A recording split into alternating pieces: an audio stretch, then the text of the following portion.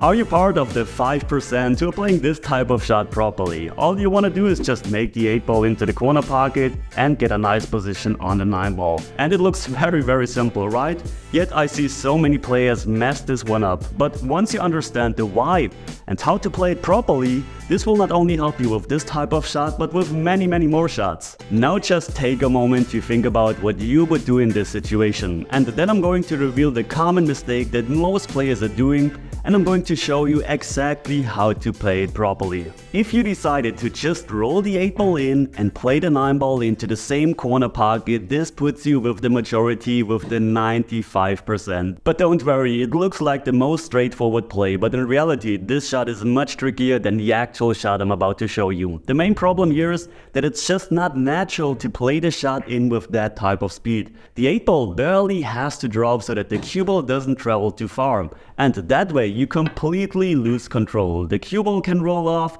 the object ball can roll off, or you can completely miss the shot, or you're making the shot, but the cue ball travels way too far. So a finesse shot with absolutely zero margin for error is required here. This is why we're going to play the shot with our feel-good stroke, which is of course not slow rolling the ball, trying to hold it here, and it's of course not playing the shot with 100% power, it's something in between. So what happens if we're playing this shot just harder? Well, we already know that the cue ball comes from here to here, and in our previous shot it stopped here. But what happens if we just extend the line? Depending on the exact spin we're adding, the cue ball will hit somewhere around here.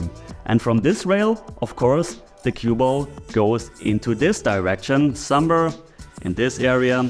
And if you then extend the line one more time from this rail, you can see that the cue ball kind of goes into the line of the 9 ball, and this is exactly what we want. This is our straight line, and the cue ball travels along this line.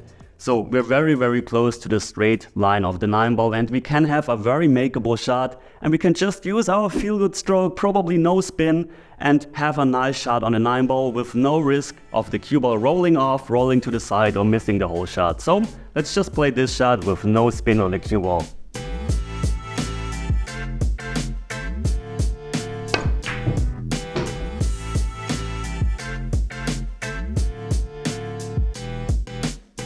And you can see from here the cue ball travels not perfectly along the line, but it travels this path. But if the cue ball ends somewhere on this area on the table, then we have a very nice shot on the 9 ball, and we could just play the 8 ball in with our feel-good stroke. Now, what happens if you're actually trying to get straight on a 9 ball?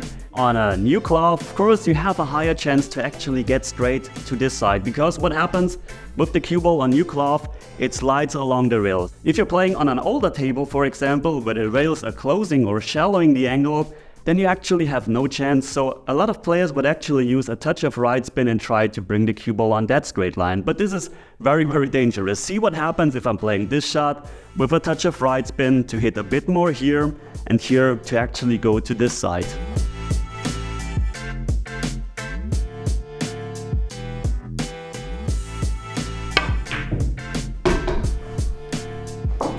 You can see the first trap is that we're actually going to scratch into this corner pocket, because you just have to add a tiny bit of right spin, not a whole lot, maybe just quarter of a tip of right spin, because as you can see, you have so many rails that will change the path of the cue ball. So let's just add a quarter of a tip of right spin and then again see what happens with the cue ball.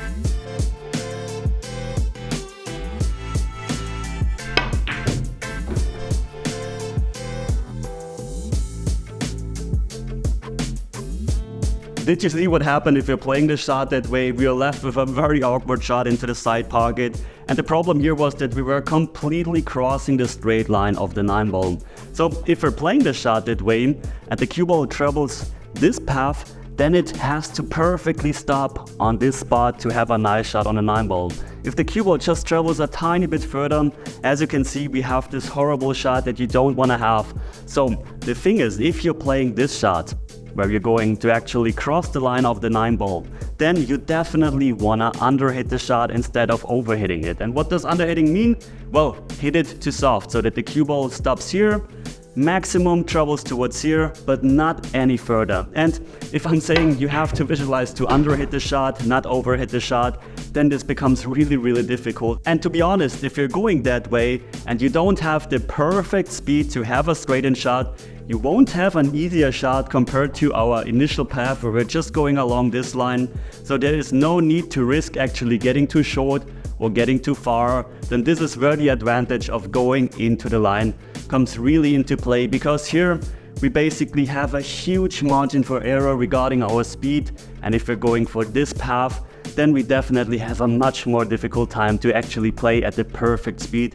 This is why I'm personally, and every pro player personally, will always go for the shot where you're going along this line, even though you don't have a perfectly straight line.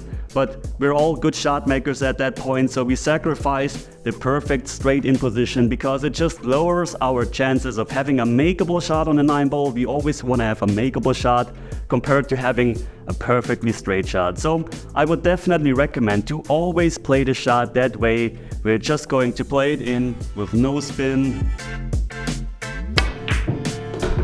And then we're going nicely, as you can see, kind of into the line of the 9-ball. And this is a 9-ball that I'm always going to take because this is so much easier and it has a lot of benefits. By the way, so does subscribing to the channel, so do it right now.